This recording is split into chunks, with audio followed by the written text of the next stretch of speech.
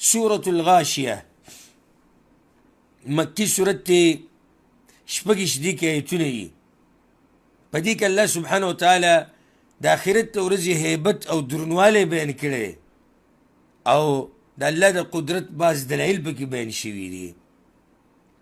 بسم الله الرحمن الرحيم هل أتاك حديث الغاشية يقينا راغلی تا ته خبر د پټون کی مصیبت هغه د قیامت ورځ ده کنه انسان به پټ شي په مصیبت کې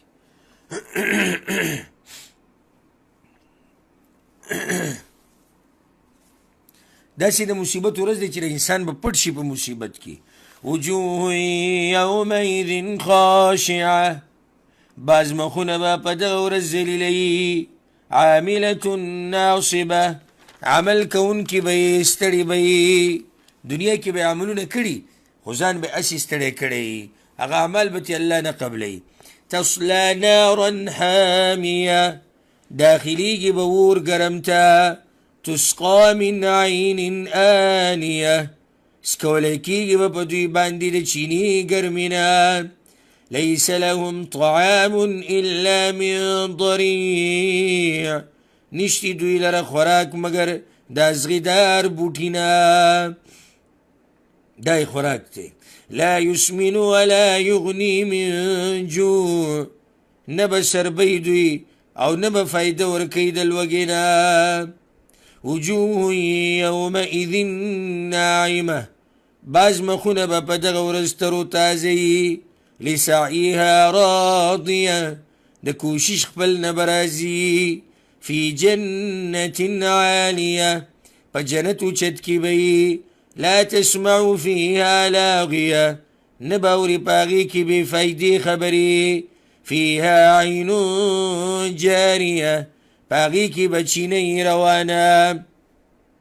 فيها سرر مرفوعه پاغي کې به تختونه اوچت کړی شوي. واکواب موضوعه او ګلاسونه یې ښودی شوي په میزونو. ونمارق مصفوفه او تکیهګانې صف صف کړی شوي. وزرابي مبثوثه او قاللونه به یې خواره کړی شوي. دا د جنتیانو نعمتونه الله دې موږ ته نصیب کړي. اوس د الله د قدرت دلایل وایي دې کې سوچ وکړئ که او دا دلایل دي په دې باندې چې الله قادر دی چې قیامت راولي. افلا ينظرون الى الابل كيف خلقت ایا دوی نه ګوري اوښانو ته چې څنګه پیدا کړی شوي دي. والى السماء كيف رفعت او اسمان ته چې څنګه پورته کړی شوی دی. والى الجبال كيف نصبت او غرونو ته چې څنګه ودرولی شوي دي. والى الارض كيف سطحت او ځمکې ته چې څنګه غوړولی شوې ده.